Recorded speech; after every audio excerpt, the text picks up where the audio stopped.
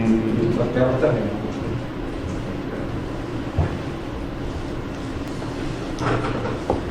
Bem, boa tarde. Dia 7 de abril de 2017, na sede da Procuradoria-Geral da República, presentes os membros do Ministério Público Eduardo Pelela, Ronaldo Queiroz, Pedro Costa e Sérgio Bruno. Compareceu o senhor Joézer Batista, acompanhado do seu advogado, Dr. Francisco Assis e Silva, para prestar esclarecimentos. Bem, senhor Joézer, o senhor já contextualizou a vinda aqui do senhor no termo de depoimento 1. Nesse termo de depoimento 2, nós gostaríamos que o senhor abordasse especificamente essas provas que o senhor nos apresentou, especificamente as recentes gravações que o senhor nos forneceu agora. Eu queria que o senhor fizesse isso de uma ordem cronológica e contextualizasse em que situação, em que contexto se dá essas gravações. Tá, Sérgio, boa tarde. Para começar, eu conheci o presidente Michel Temer, já tem 5, 6 anos. A primeira gravação, então, é com o presidente, né? O presidente Michel Temer eu conhecia há 5, 6 anos atrás, ele já como vice-presidente. Quem me apresentou ele foi o ex-ministro Wagner Rossi, nomeado por ele. E eu, ao longo desses anos, 5 anos, eu mantive relacionamento direto com ele, nunca teve intermediário, sempre através de... Ele me ligava, eu ligava para ele me mandava mensagem, enfim. Eu fiz várias visitas a ele, seja no escritório dele da Pan-Americana, seja lá no Jaburu, ou lá no outro escritório de advocacia que ele tem em São Paulo. Até o dia quando ele virou presidente da República, daí para frente, o então ministro Gedel, que eu já conheço de longa data, me procurou e me disse que mantivesse a continuidade do contato com o presidente se daria através dele, pelos motivos óbvios da agenda do presidente Michel passar a outra condição agora. Assim, a gente se relacionou ali através do Gedel, as minhas demandas, as questões que eu necessitava em relação ao governo, foi passado através do Gedel,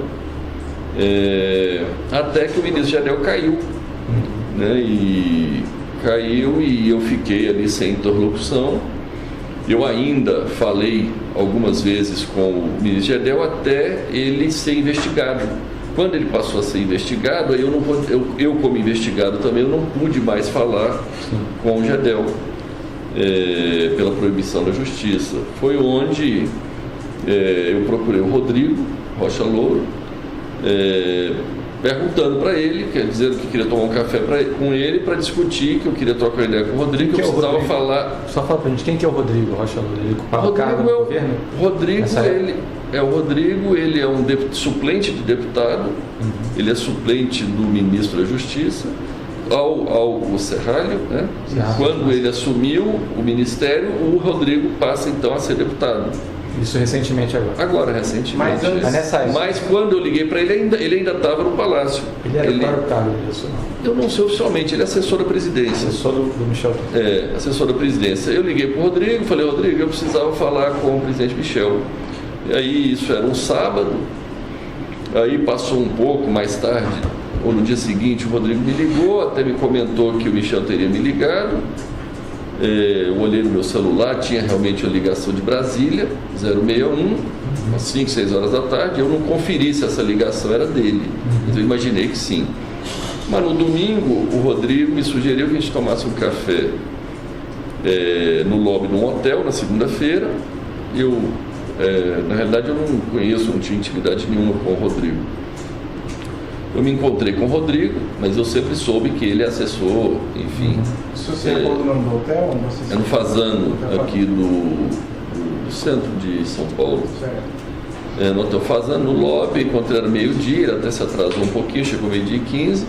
E ali eu não tinha intimidade com o Rodrigo e não sabia o que eu poderia conversar com ele, o que eu não poderia. O que eu pedi ao Rodrigo, falei, Rodrigo, eu repeti essa história, pedi a ele que, olha, eu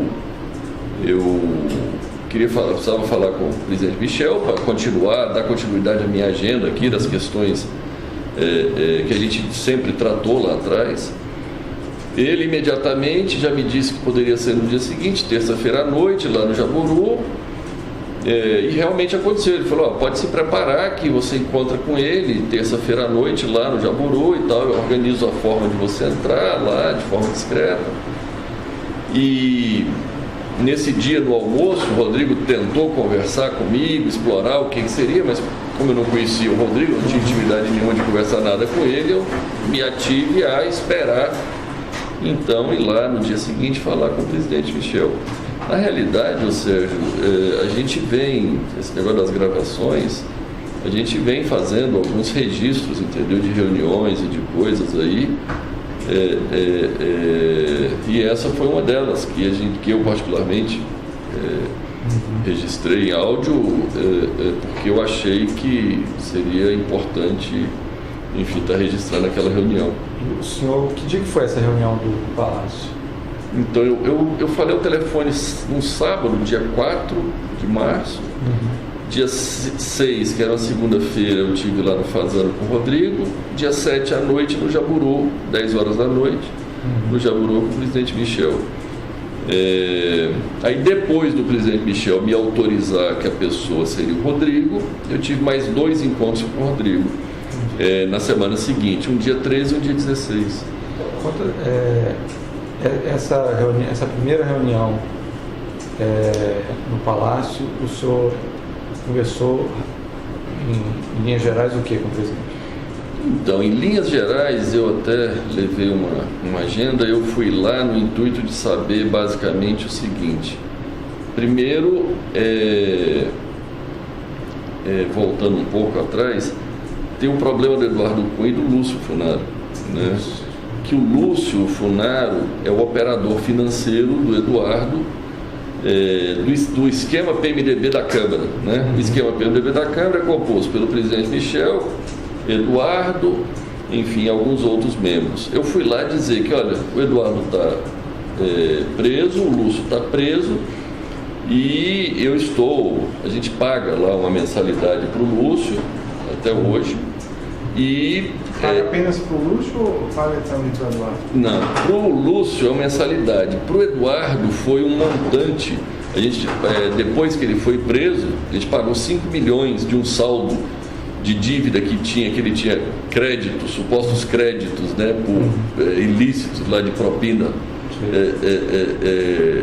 que tinha ficado num saldo anterior. Isso é relacionado àquele esquema do FGTS? Não, esse era 20 milhões que é relacionado à renovação do incentivo da desoneração tributária do setor de frango, que na época o Eduardo Cunha tramitou essa prorrogação e pediu lá 20 milhões para que isso acontecesse. Enfim, na realidade eu achava que era 15, depois ele disse que era 20, então por isso ficou esse saldo de mais 5. E aí eu fui lá falar com o presidente exatamente isso, que tinha acabado o saldo do Eduardo, que eu tinha pago tudo, estava tudo em dia, mas tinha acabado. Por outro lado, que eu seguia pagando o Lúcio R$400 mil por mês, e eu queria informar isso a ele e saber a opinião dele, né? Foi onde, de pronto, ele me disse que era importante continuar isso, e, enfim. E quando o senhor mencionou... Só um minuto. O FGTS, a propina paga anterior, já tinha sido acertado? Já tinha, isso é uma planilha, isso é uma planilha antiga que chegou a valores... Esses valores existiram, foram pagos. Sim. Era pago a propina do FGTS para o Eduardo Cunha, era paga através do Lúcio. Era a planilha que eu chamava de planilha do Lúcio, né? Naquilo se creditava tudo, seja relativa ao Ministério da Agricultura, seja relativa à Caixa Econômica, seja relativa a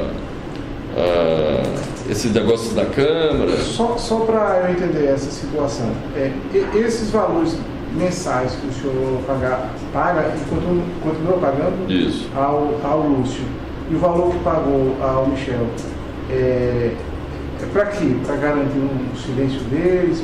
Qual é a razão disso? Então, agora, ultimamente, esse é que estava sendo o problema, é para garantir o silêncio dele, para manter eles calmos, né, para manter o Lúcio calmo lá penitenciária e o Eduardo também, né? O calmo é o quê? Para eles não revelarem algum fato? Calmo, eu não sei como ficar calmo na cadeia, né? Mas para ficar em silêncio e não se revelarem, né? Enfim. Não havia algum temor de que eles fizessem colaboração premiada, que eles Olha, eu sempre recebi sinais claros de que era importante mantê-los financeiramente, a família e tal, resolvidos, né? Esses sinais vieram de onde?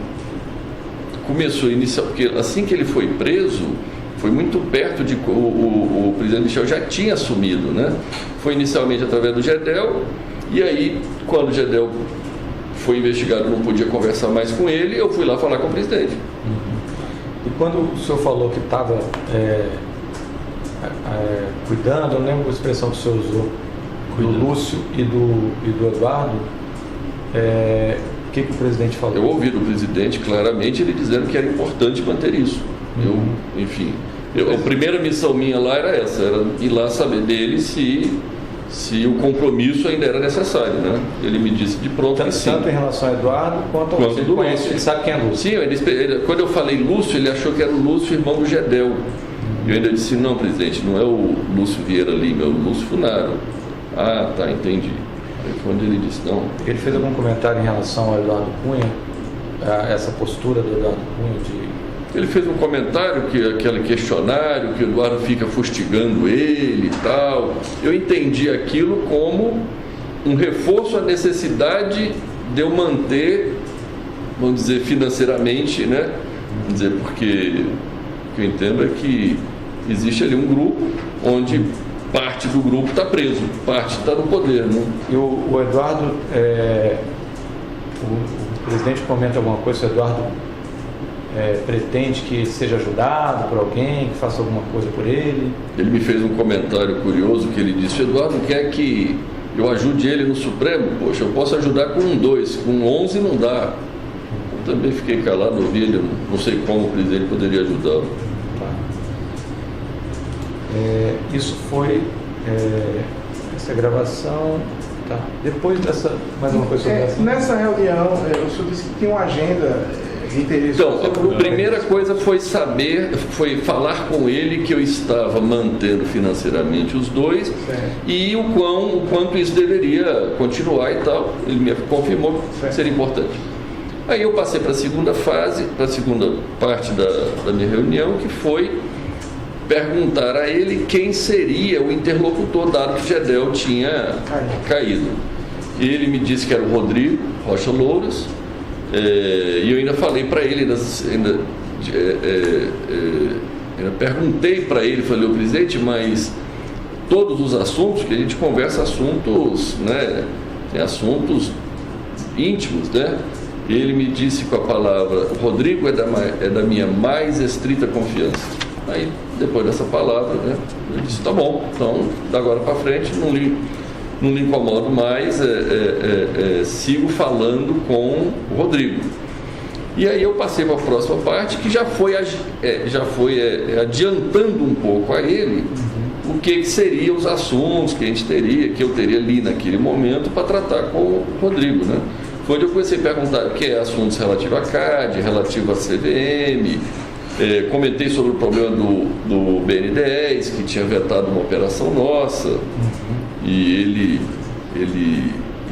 eu tive informações de que ele intercedeu pessoalmente a favor, tentando nos ajudar, e depois ele me confirmou pessoalmente que, olha, eu falei pessoalmente com a presidenta do BN10, mas ele me descreveu, eu não sei se ele me disse que esteve no Rio de Janeiro, falando com a presidente e tal, mas que no final não deu certo, o BN10 vetou a operação.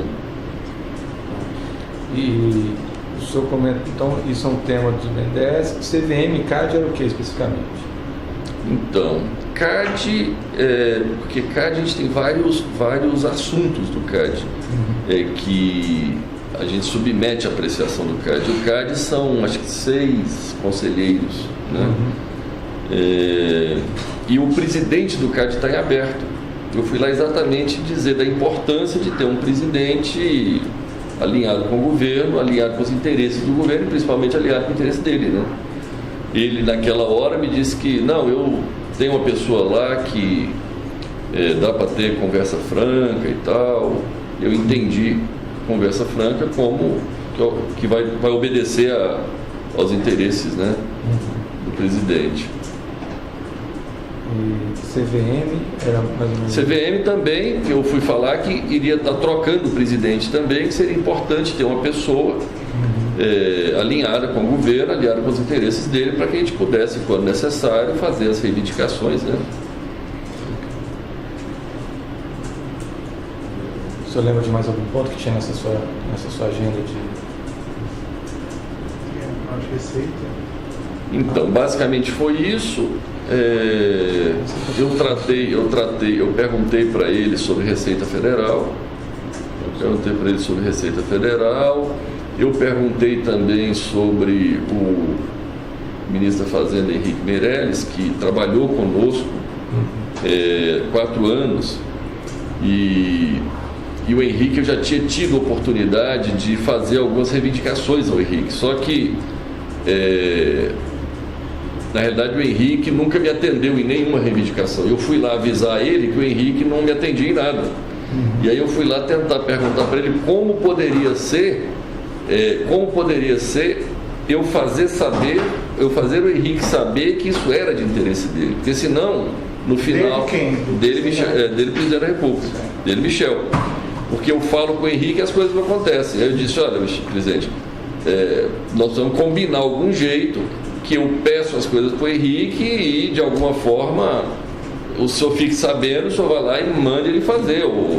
E assim se deu um pouco a conversa em torno disso e assim ficou combinado. Ele falou, pode falar com o Henrique, você me avisa o assunto ou até mesmo qualquer assunto que o Henrique vier falar comigo sobre você de interesse seu, já pode avisar para ele que tem o meu apoio. Enfim, eu fui alinhar essa parte aí desse relacionamento que não estava andando. Eu fui avisar ele que esse negócio não estava andando e como poderia andar. E basicamente acho que encerrei minha conversa com ele, combinando como poderia ser as próximas visitas, que tinha funcionado super bem ali, que eu entrei dando o nome do Rodrigo, né? Eu nem dei meu nome, ele até me perguntou se deu seu nome, eu falei, não dei, passei à noite, só abri o vidro, falei que era Rodrigo, entrei, parei direto na garagem e ele me atendeu ali no porão mesmo ali do Palácio do Jaburu, combinei isso com ele, enfim, e basicamente foi isso. Ok. E podemos passar para o segundo dia? O segundo evento. O segundo evento foi o quê? Um encontro com o Rodrigo? Enfim, dado isso... Que aí o senhor falou que ele avalizou o Rodrigo... Isso, ele avalizou e disse que o Rodrigo era a pessoa da mais estrita confiança dele. Eu falei, não, então tá bom, então eu vou seguir os meus assuntos com ele e assim que eu achar necessário e importante, eu volto aqui a falar contigo. Eu registrei eu gravei essa minha reunião, assim como, enfim, gravei a do Rodrigo, as outras, e na realidade eu quando gravei lá, eu não imaginava estar usando isso, né, para provar amanhã o que, mas se é necessário, nós vamos. Né? E quanto a essa segunda? Então, aí foi terça-feira eu tive com o presidente Michel, aí eu fui, passou a semana, eu me encontrei com o Rodrigo dia 13, na segunda-feira, na minha casa, 3 horas da tarde. A sua casa localizada em?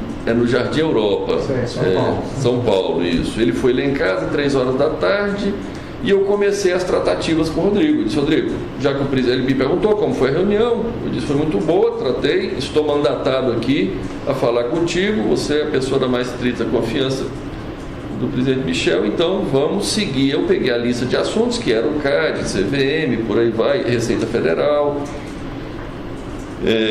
Expliquei, fiz um apanhado geral de quais eram as demandas,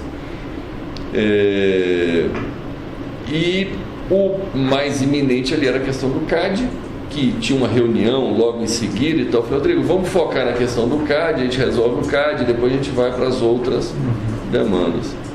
Só uma pergunta, isso foi dia 15? Dia 13, na segunda-feira. 13. Isso. Essa é a que está apresentada? Essa é que está em casa. Aqui não trouxe. Aqui eu não trouxe a do Fazano. Não trouxe a Fazano. Essa é na casa, tá? Lá em casa, dia 13, foi onde eu comecei as tratativas iniciais mais macro e fiquei combinado de dia 16 ir na casa dele, já com as questões mais específicas, detalhadas. Então deixa eu entender, a conversa com o presidente foi dia? 7 à noite, terça-feira. 7 de março. A primeira conversa com o Rodrigo foi segunda, 6. Eu tive na terça-feira à noite, certo, com o presidente Michel, 7. Aí eu tive na outra segunda, o Rodrigo esteve lá em casa. Dia 13. Aí eu tive na casa do Rodrigo dia 16, quinta. Isso. Aí quinta eu tive lá com aqueles mesmos assuntos mais detalhados. Eu levei 2 casos específicos, que era o caso do CAD e o caso da Receita Federal. Onde a questão do CAD basicamente é porque a gente está reclamando no CAD contra a Petrobras, que a Petrobras exerce na nossa visão, um monopólio do gás boliviano. E nós temos uma termoelétrica que vive do gás boliviano. A Petrobras tem um contrato onde ela tem a preferência total de todo o gás. E ela compra todo o gás e eu fico sem o gás para rodar, para funcionar a térmica. É uma térmica grande de 480 megas. Em Cuiabá. O senhor explicou isso para o Rodrigo, o que ele fez? Ele entendeu perfeitamente, ele fez várias perguntas, ele se interessou, ele foi bem diligente, entendeu perfeitamente.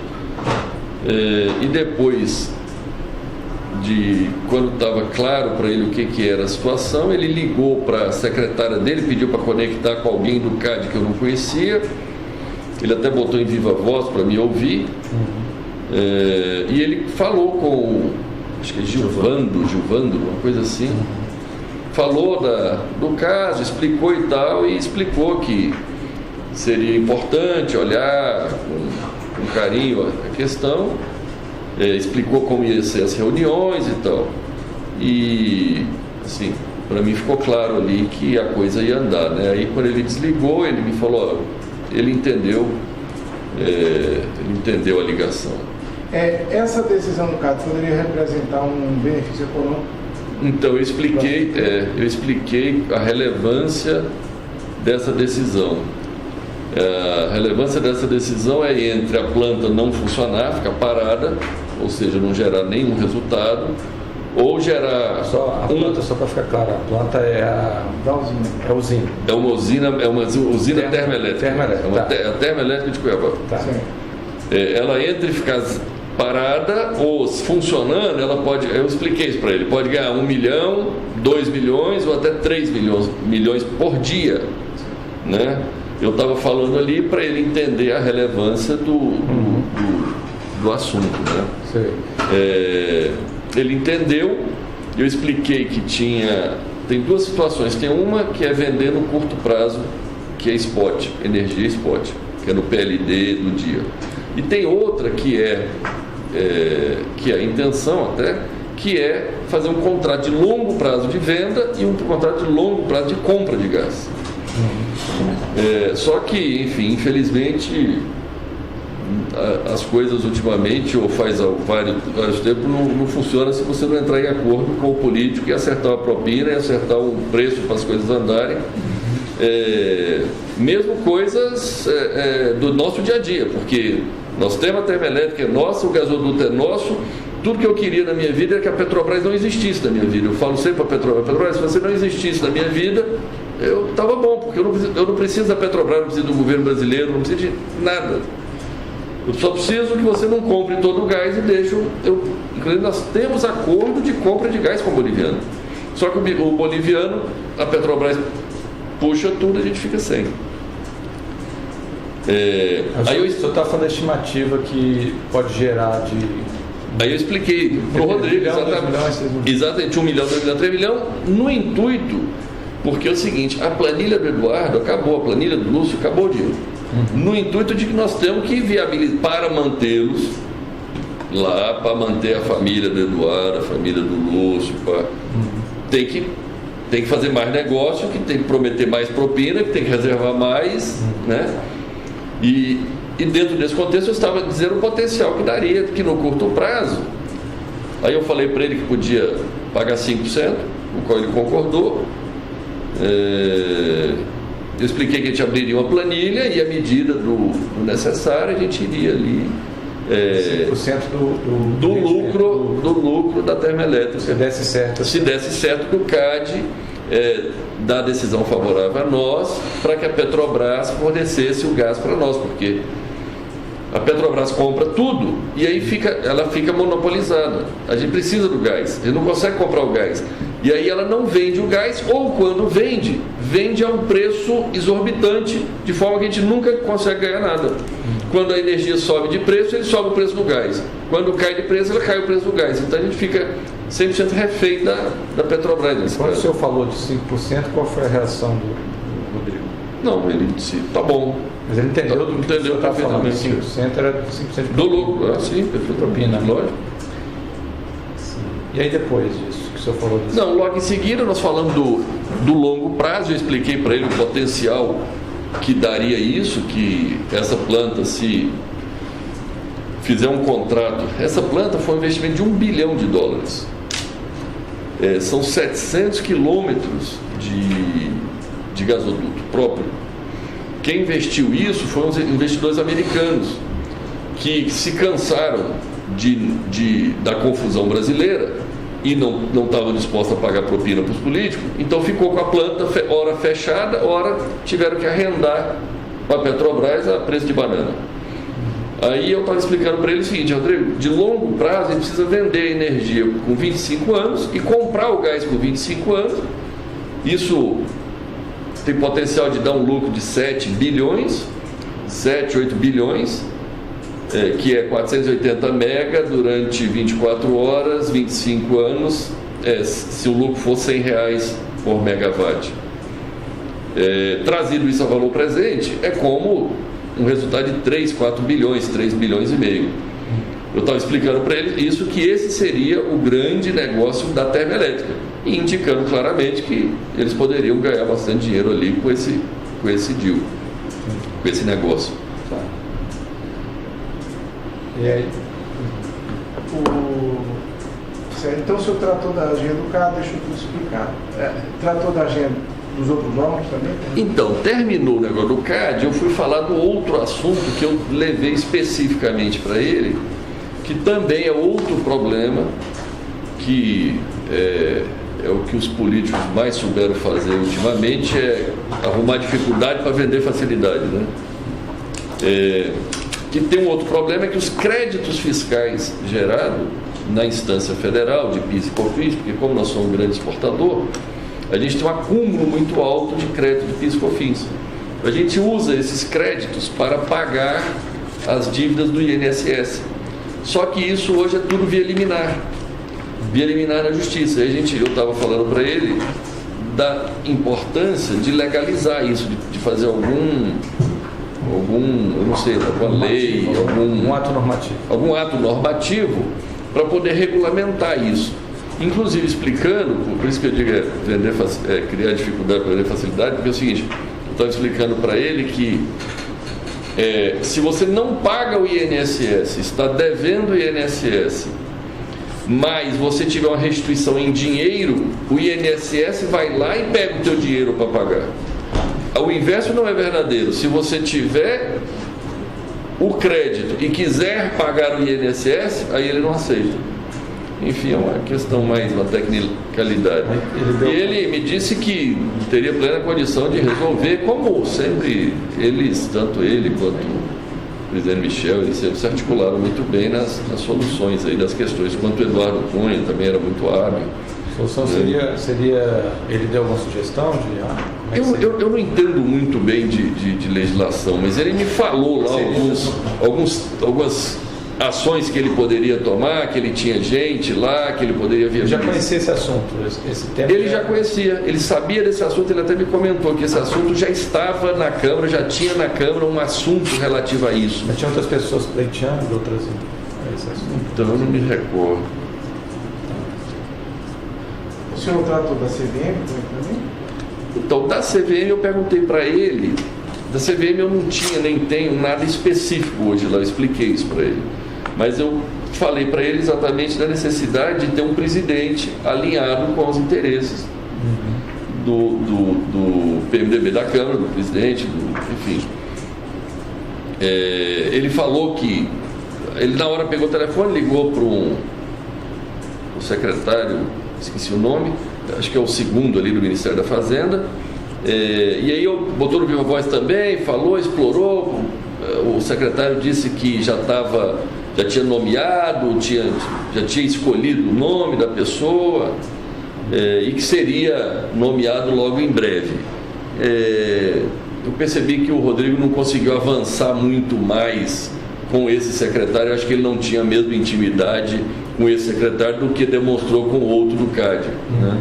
Então ali ele ficou mais contido. Aí ele desligou e ainda disse, eu não quis perguntar quem era, o nome do... Ele não revelou o nome. Não.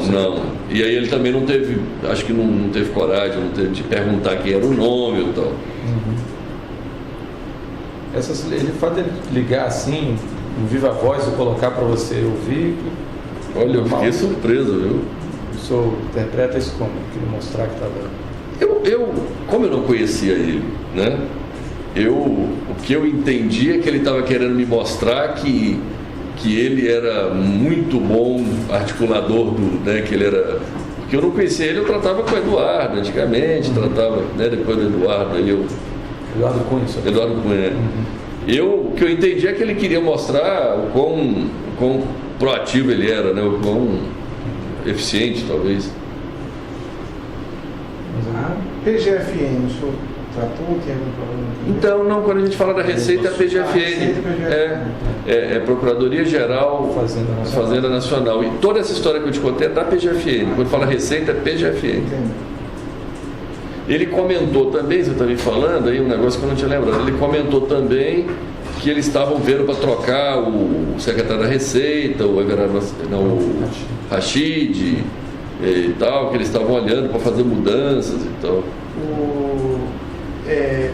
Vocês conversaram também, o senhor falou que conversou sobre a situação do Eduardo Cunha e do Bolsonaro com o presidente Michel Temer. Você também conversou com o Rodrigo Loures sobre essa situação do Funaro e do Eduardo Cunha? No dia na casa dele, eu sempre, no dia na casa dele, depois que eu falei lá da propina dos 5%, da planilha que a gente abriria e tal, quando a gente estava saindo, eu voltei a falar com ele, com o Rodrigo, que o Lúcio tinha até ficado nervoso essa semana e tal. Ele falou, mas nervoso por quê? Eu falei, não, porque atrasamos o pagamento para pagar e tal. Eu falei, mas não tem porquê. Enfim, eu expliquei para ele, eu disse, mas já está tudo calmo, tudo tranquilo. E ele me perguntou do Eduardo, eu disse, não, o Eduardo está lá, está calmo, enfim, não tenho notícia dele, está tudo bem. Enfim, aí terminou meu encontro. Mas isso foi no mesmo contexto, então, ele também havia essa preocupação de deixar calmo o Eduardo e o Lúcio. Ele perguntou alguma coisa, como é que eles estão? O Rodrigo em si nunca me falou diretamente, até porque eu não sei se o Rodrigo sabe o quão importante é manter foi o primeiro encontro que eu tive com o Rodrigo e eu tive com o Michel quando era mais o Gedel e o Michel, era bastante consolidada a ideia de que todo mundo sabia o que estava acontecendo. O Rodrigo, eu conheci ele, foi uma, duas conversas, né? Eu tive com ele 3 vezes. Né? Enfim, porque eu não me relaciono com o Rodrigo. Né? 100% do meu negócio é com o presidente Michel.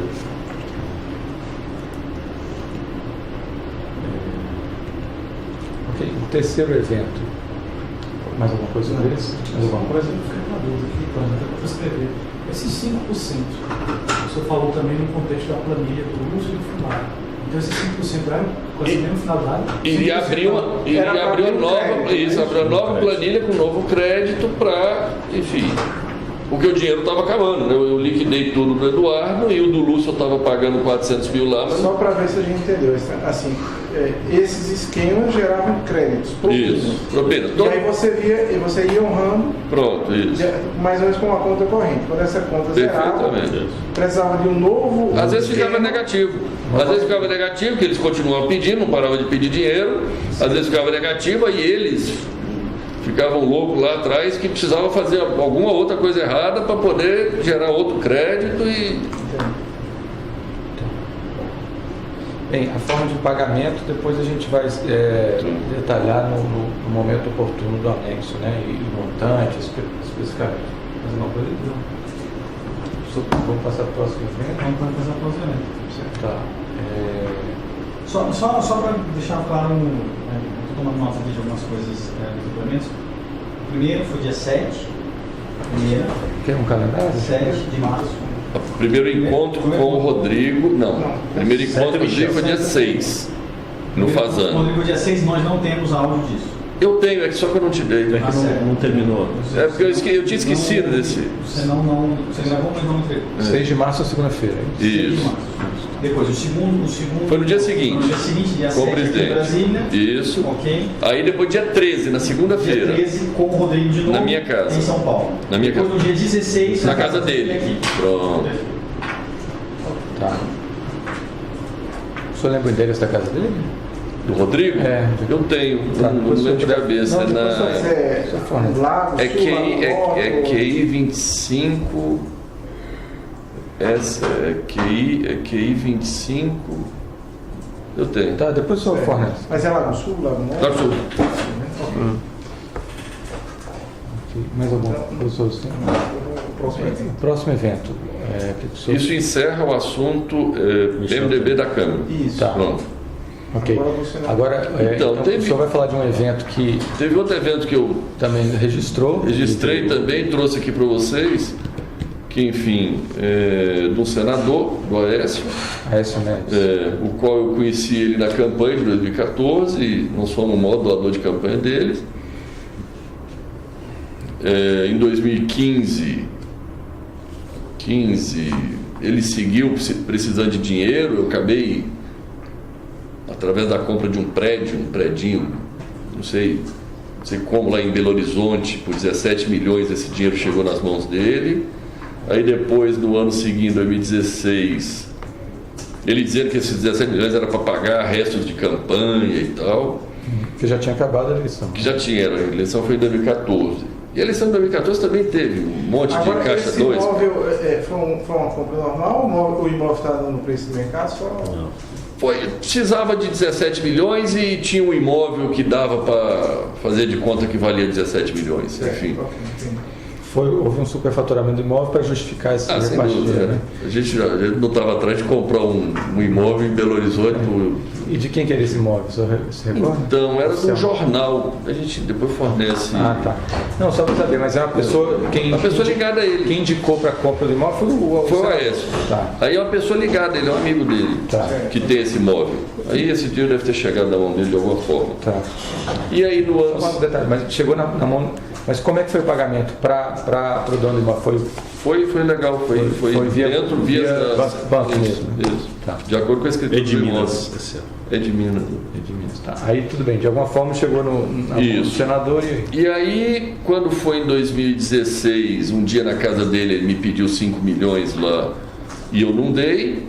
E logo começou as investigações em cima de mim. Eu até chamei esse amigo dele, o Flávio, pedi a ele, pelo amor de Deus, parar de me pedir dinheiro, porque eu já estava sendo investigado e ele lá, É Flávio de enfim, quê? eu não lembro. Depois eu posso te dar o Flávio nome. Jacques Carneiro. Flávio Carneiro. Carneiro, É esse, tá. né? Aí o senhor pediu para não... E aí eu pedi o Flávio, falei, Flávio, pede o Aécio lá, pô, ele me pediu 5 milhões lá para pagar advogado, mas eu não posso, eu estou sendo investigado. Já tinha começado a ser investigado na CEPS. Sei. Uma operação CEPS. Aí ele foi, acho que falou com o Aécio, porque tanto é que o Aécio parou de me ligar, nunca mais me ligou. Aí quando foi Aí tinha sumido, o Aécio tinha sumido. Quando foi agora em janeiro ou fevereiro, em fevereiro, eu recebo, enfim, uma ligação de um amigo em comum. Fevereiro de 2017. Isso. De 2017. Eu recebo uma ligação de um amigo em comum dizendo assim: Joesley, você tem como receber uma pessoa sábado? Eu não sabia quem era nem nada, mas como era uma pessoa conhecida minha, eu disse: tem. Enfim, eu estava até na escola, nós temos uma escola, um projeto social nosso. Eu estava lá no sábado e tal, chega uma pessoa, quando eu vejo, se apresenta como Andréa Neves, irmã do Aécio. Aí ela foi lá, me disse que o Aécio mandou me procurar e tal, precisava de 2 milhões para pagar advogado. E que seriam advogados que a gente já trabalhava. Na época eu tomei nota lá e disse: André, me dá teu número aqui, deixa eu ver, deixa eu pensar, porque pagar nota de advogado não dá mais, porque eu já estou mais do que investigado e ainda ter superfaturamento de advogado por serviço não prestado, para poder, esse negócio vai dar errado. Inclusive eu avisei a ela que no fundo nós precisávamos era tentar arrumar, maquiar, fazer uns contratos fictícios ali para tentar dar ar de legalidade do que a gente tinha feito em 2014, da campanha, que teve um monte de coisa ilegal lá que a gente fez na época da campanha. Aí ela entendeu, tal, tudo bem. Eu sei que eu sumi, eu não fiz nada. O primo do Aécio procurou a pessoa que trabalha comigo. E aí falou, cobrando, falou: Quem seria esse primo? É o Fred que procurou o Ricardo. Aí o Fred procurou o Ricardo procurou o Fred, alguma coisa assim, para acertar esses contratos, esses negócios. Aí, lá no meio da conversa, para discutir como acertar esses contratos fictícios e tal, o Fred cobrou de novo. E aí o Ricardo veio me cobrar. Foi quando eu falei: Ricardo, é o seguinte, eu só converso esse assunto com a Aécio, eu não conheço a irmã dele. Ele manda a irmã dele num sábado vir me procurar. Se o Aécio fala comigo, eu posso pensar o que fazer, mas se o Aécio falar comigo, eu não vou fazer. Tá bem.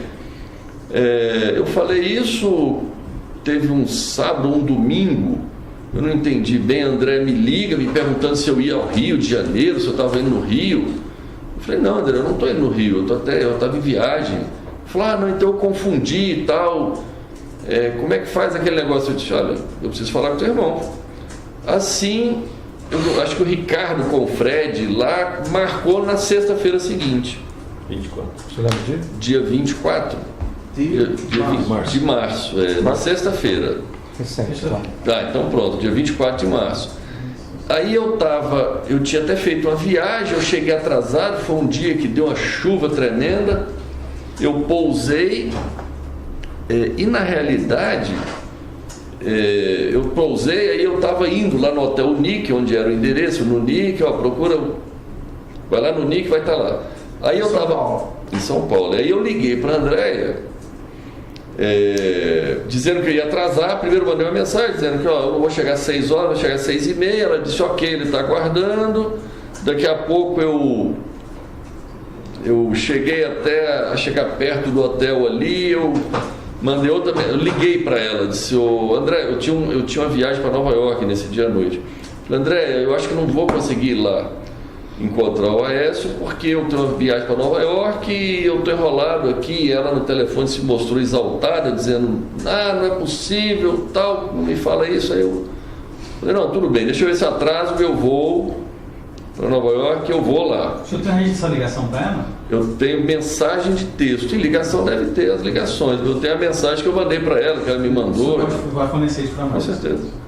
Aí eu falei: tá bom, então eu vou lá. Cheguei lá, já tinha uma pessoa que devia trabalhar com ele me esperando. Eu subi no quarto, no 7º andar. Aí cheguei lá, enfim, ele estava meio exaltado, acho que falando com algum repórter, porque alguém... Quando o senhor subiu direto ou se identificou na... Não, eu subi direto. Tinha alguma pessoa me esperando lá na porta já do hotel. Quando eu cheguei, essa pessoa que eu não conheço, deve trabalhar com ele, já me levou direto, subiu, eu não fiz registro nenhum. O senhor chegou com o seu carro? Com o meu carro, parei no valet e subi. Tá. Aí subi, fui direto lá, cheguei lá, ele estava meio exaltado, acho que falando com algum repórter, algum jornalista sobre algum problema, acho que sobre a delação da Odebrecht. Aí desligou e tal, ainda reclamou que o pessoal da Odebrecht delatou ele e tal. Enfim, eu fiquei calado. Ele sentou, acalmou um pouco lá e aí se deu, nós começamos a conversar. E qual foi o primeiro ponto do diálogo da conversa? Então, basicamente, a conversa com a Aécio... O senhor, quem marcou foi ele? Ele que tinha uma pauta ou o senhor também tinha uma pauta? Porque ele queria os 2 milhões, né? 2 milhões. Mas antes de tocar nesse tema, ele falou de alguma coisa quando ele desligou? Qual foi o comentário dele sobre ele? Então, com a Aécio, primeiro ele se mostrou bastante incomodado com o negócio da delação da Odebrecht. Depois ele fez comentários em relação à necessidade, que ele tinha conversado com o Rodrigo, tinha conversado com o presidente Michel na necessidade. Rodrigo Maia, né? Presidente da Câmara, que eu não conheço.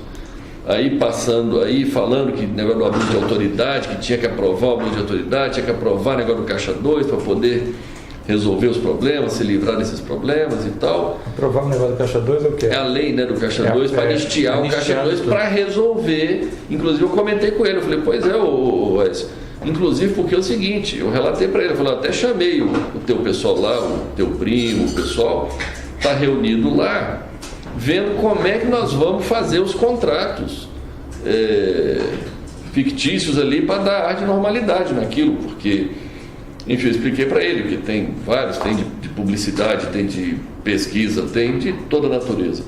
Da época da campanha, 2014, eu expliquei para ele que, apesar do Lúcio Funaro estar preso, vamos dizer, a única coisa que está dando certo até agora é um contrato fictício que eu tenho com o Lúcio, de 100 milhões, e que eu falo na imprensa que tem esse contrato e tal, né?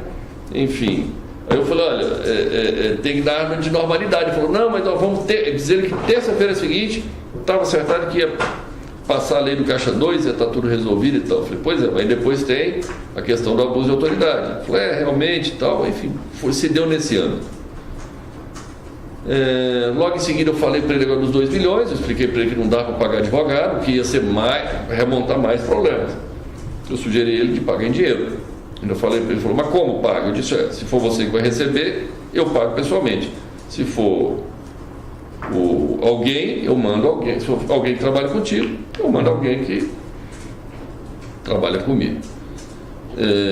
Resolvendo ali, ele nominou que seria o Fred, queria cuidar disso, terminado. Fred, o primo dele, terminada a história dos 2 milhões, que ia ser tranches de 500 mil por semana. Seriam 4 pagamentos de 500. 4 pagamentos de 500, isso. Não semanais consecutivos, porque a gente tem dificuldade de arrumar dinheiro, tanto dinheiro assim. Aí, então deixa para marcar, mas tem uma periodicidade já definida ou não? Não. A semana liga, combina. É combinado entre você e o Aécio ou entre... Entre eu e o Aécio, que está combinado. A operacionalização se dá com o Fred e o Ricardo. Tá. Isso. Agora o Aécio não se mete mais porque a decisão foi tomada. Foi tomado 2 milhões, vai ser em dinheiro, vai ser o Fred, vai ser o Ricardo. Aí os dois se acertam. Tá. Desse valor, já houve algum pagamento? Teve acho que Teve o primeiro. O acerto foi dia 24. Dia 24. Esse primeiro pagamento, você sabe quando foi? Acho que foi ontem. Ontem. Se concretizou mesmo? Tá. Quem fez o pagamento da sua parte? Foi o Ricardo. O Ricardo, que vai no depoimento ainda, né? Esse dinheiro, como é que foi? O senhor sabe detalhes? Como é que foi gerado o dinheiro? Que foi em espécie, né? É espécie, recebimentos nossos. A gente recebe muito, a gente recebe na Coronel, mas recebe em espécie. E onde é que foi pago isso? Em que local? Puxa, eu não sei os detalhes, Vamos tem que ver com o Ricardo. Eu estava viajando, estava fora do país. O que mais que foi tratado nessa... Enfim, aí tem uma questão. Esses 2 milhões, a irmã relata que era para pagar um advogado que ele estava precisando, ou era para receber por intermédio do advogado. O que eu quero dizer é o seguinte, ele já chegou a pedir dinheiro para pagar a dívida de campanha, etc. Esses 2 milhões, ele disse para que ele ia usar, não, ou os advogados seriam um instrumento Eu não sei. Tipo. para transitar esse dinheiro. Mas quando pede sempre é para pagar alguma coisa, para o que você falou, né? Ou é a dívida passada de campanha, para financiar a campanha. Me corrija se estiver errado, o senhor falou mais cedo que era para inserir isso numa nota de advogado que já trabalhava com o senhor. Isso, para pegar um advogado que já trabalha conosco. Superfatura, põe mais Mas $1 milhão. Isso. Só que isso aí eu não aceitei. Ele falou, não, isso não dá. Vamos tentar pagar. Seriam os advogados? Eu não lembro de cabeça. Se for importante, eu tento pegar. Se eu puder trazer depois quem seriam os advogados. Então. Ele me falou na época, eu não sou ligado a ele, eu não conheço os O advogados. Ricardo sabe? Pode ser que saiba, tem que perguntar para ele. Então tá. Mas aí tem se esse nome está mencionado nos áudios? Não lembro, acho que não. Tudo bem.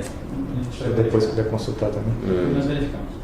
Outra coisa. Porque eu nem dei assunto ao advogado, porque a gente já está cheio de problema nas notas passadas, né, precisando, enfim, aí falou, eu não posso gerar mais problema ainda. Tá. Qual o tema que foi tratado nessa conversa? Depois do 2 milhões? Pronto. Aí encerrou então a questão do 2 milhões, eu fui perguntar a ele, consultar a ele sobre a Vale. Porque na realidade, deixa eu voltar um ponto aqui, quando a irmã dele me pediu 2 milhões... Já que o outro tema passado, porque ele chegou a comentar de duas leis. Uma seria a lei de abuso de autoridade, que tinha que aprovar. E a do Caixa 2. E a do Caixa 2, que era uma anistia geral. Pronto, e tal. O que mais que ele falou? Estava sendo feito de que forma e se está sendo feito, ou está sendo concretizado, em que pé que está isso? Ele me disse que iria ser votado esse negócio terça-feira, que já tinha conversado com o Rodrigo Maia, que tinha falado com o presidente Michel Temer. Ele disse que estava articulado. Dizia ele que não fazia outra coisa a não ser isso, a cuidar dessa situação. Da tentativa de aprovar essas duas leis. Né? E ele falou mais como é que seria feito, especialmente essa da anistia Essa da anistia seria para pagar, para tentar minorar os efeitos inclusive dessa delação da Odebrecht que o senhor comentou. Isso. Ele deu mais algum detalhe de quem mais estava inserido nesse contexto de aprovação de medida legislativa? Não me recordo. Então, voltando para o segundo tema que o senhor estava mencionando, eu interrompi. Então, passou essa questão, porque voltando lá, o dia que a André me procurou, ela me pediu esses 2 milhões e me pediu, e me falou que precisava de outros 40 milhões. E que os 40 milhões, a mãe dela tinha um apartamento no Rio de Janeiro, se eu não queria comprar esse apartamento para poder, e parece que o apartamento existe realmente, e ela queria, eu não sei se vale os 40 milhões. Mas aí, eu nem fui lá, nem nada, isso aí eu não Esse apartamento seria de quem? Isso que é da mãe dela, onde a mãe dela mora. Mãe dos dois, né? Isso, é a mãe deles. E eles estariam precisando de 40 milhões e sugeriu que comprasse o apartamento da mãe por 40 milhões. Parece uma história similar. É similar ao do prédio. Do prédio de Belo Horizonte. Similar ao do prédio. Sim, ela falou aí, por causa dos 40 milhões, eu falei para o Écio, eu fiquei sabendo que você é que está nominando o presidente da Vale. Companhia Vale. Ex-Vale do Rio Doce. Isso, ex-Vale do Rio Doce. Aí ele foi e me confirmou, disse, realmente, é isso mesmo. Aí eu falei, olha, tem uma pessoa que é o Dida, que é o ex-presidente da Petrobras, que é o ex-presidente do Brasil. Edmar Bendini. Qual é o nome dele? Aldemir Bendini. Isso. Conhecido como Dida. Dida. Eu falei, a André tinha me falado dos 40 milhões, negócio do apartamento. Agora tem aí a presidência da Vale. De repente, você nomina o Dida e que lá com o domínio da Vale, a gente de repente resolve o problema dos 40 milhões, porque deve ter muito negócio ali na Vale para fazer. Ou seja, faria mais ou menos o que o senhor já narrou da usina, da Caixa Econômica, era fazer um negócio e gerar uma propina. É como o Brasil funciona hoje. Os políticos, não existe nenhum outro interesse de nenhum político indicar um cargo se não for para receber vantagem financeira através do receber propina ali por malfeitos. Enfim, isso aconteceu na Caixa, isso aconteceu no FGTS, isso E aconteceu... o Bendini foi um nome que o senhor indicou, então, porque ele é uma pessoa que trabalharia nessa Não, linha. eu estava falando isso num contexto de possibilidade de fazer. Aí eu falei, vamos fazer, porque aí ao invés de eu comprar o apartamento, a gente constrói, tal, tudo bem.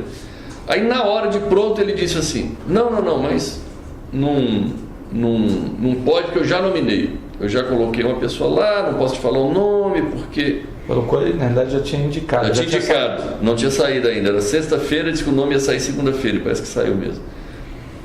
Aí foi, segunda-feira, saiu o nome, aí eu entendi o que foi o presidente lá, voltando. Aí eu falei para ele, aí ele falou, não, aqui não dá, que o presidente tal, diz ele que... Manipulou.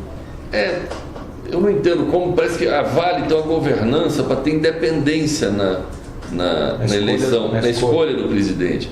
Mas parece que eles têm algum jeito de fraudar esse troço e virar presidente alguém com nominação política. Ou seja, a Vale deve recrutar no mercado alguém. Mas eles manipulam esse sistema aí para poder virar presidente ou indicado. Indicação política. Ele me explicou isso. Tá. Ele disse, olha, nós fizemos de um jeito lá que em tese é algo independente, mas na prática o candidato da gente vira um candidato, acaba ganhando. Pronto. Aí ele me explicou isso, mas me explicou de pronto que eu poderia escolher qualquer uma das 4 diretorias,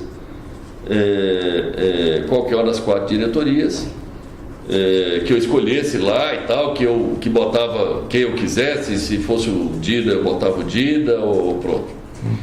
Enfim, aí eu não conheço a Vale, eu não conheço a diretoria. Eu falei, isso tá bom, deixa eu pensar. Aí ele fez muita questão de dizer, esse negócio de 40 milhões esquece, fala pro Dida esquecer disso. É o seguinte, todo o meu assunto é com você, falando em relação a mim. Todo assunto, acerto, eu não quero ter relação em contato com outra pessoa, quero, vamos dizer, nesse contexto, eu falei, não, tá bom, tá bem, já entendi. E aí ficou assim, o negócio da diretoria da Vale para poder ser, de repente, a solução para gerar o tal dos 40 milhões e coisa. E basicamente acho que no geral foi isso. Aí depois tem que pegar o áudio e lembrar de outros detalhes.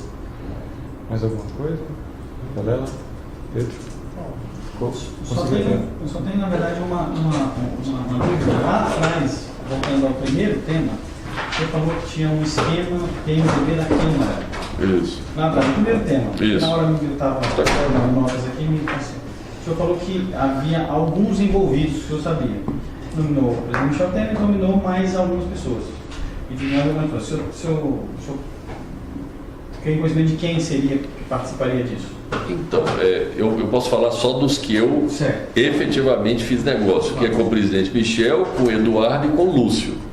Só para Eduardo Cunha e Lúcio Funaro. Isso é do que eu tenho conhecimento. Ok. Agora, que eu tenho conhecimento também que o Michel Temer foi quem, o presidente Michel é quem nominou Wagner Rossi na época, e ele é que nominou todos os ministros da Agricultura até antes da Cátia Abreu. Foi a nominação dele. Eu ouço na imprensa que o ministro Eliseu Padilha, que eu nunca tive, eu conheço ele, mas nunca tratei de nada ilícito com ele.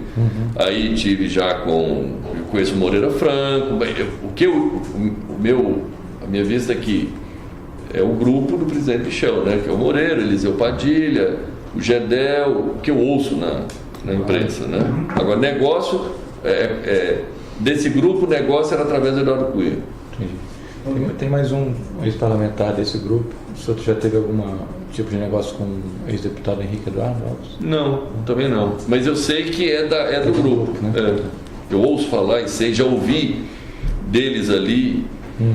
Né? Na realidade, complementando aqui, tá? Eu ouvi isso, não é só da imprensa, não. Eu já ouvi isso deles. Né? Tá? De que esse é o grupo deles. Entendi. Só para finalizar, já que a gente está falando de relação pessoal, o Lúcio o senhor conheceu como?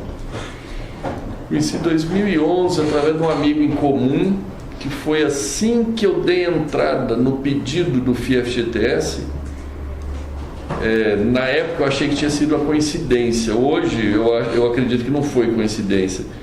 Eu dei entrada no pedido do financiamento do FIES-FGTS, eu não conhecia o Lúcio nem ninguém. Na semana seguinte aparece um amigo em comum, foi lá no meu escritório dizendo: Wesley, eu tenho uma pessoa querendo te conhecer. Aí foi lá, me apresentou, falou: esse rapaz chama Lúcio Funaro, ele quer te conhecer, eu não sei o que é, saiu da sala e me deixou sozinho com o Lúcio. Aí o Lúcio veio dizer: você deu entrada lá no FIES-FGTS, no pedido, eu tenho como lhe ajudar, eu tenho pessoas lá e tal, e se referiu a Fábio Cleto. Fábio Cleto, tá. Foi daí para frente que isso acabou virando o modus operandi do Lúcio e do Eduardo, e que eu entendo do grupo ali, que ficam mapeando aonde você faz negócio, negócios legítimos seu no dia a dia. Vamos dizer, esse negócio do FIES-FGTS, nós construímos a fábrica. A fábrica existe, construiu, não foi desviado o dinheiro, a gente paga o juro, está lá. Só que, assim como os outros, eles ficam mapeando aonde é que você tem problema, onde é que você tem negócio, eles vão lá, criam um problema, cria dificuldade, você faz um acerto com eles, aí a coisa anda. Basicamente, esse é o modus operandi dessa turma. Alguma coisa? Perela? Não, mais nada. Pedro? O senhor quer construir? Tá. Então, o senhor quer falar mais alguma coisa sobre esse tema? Porque a gente ainda depois tem outros... Não, ok. Tem mais alguma gravação que o senhor queira mencionar? Não. Tá. Então vamos encerrar esse termo 2, dia 7 de abril de 2017.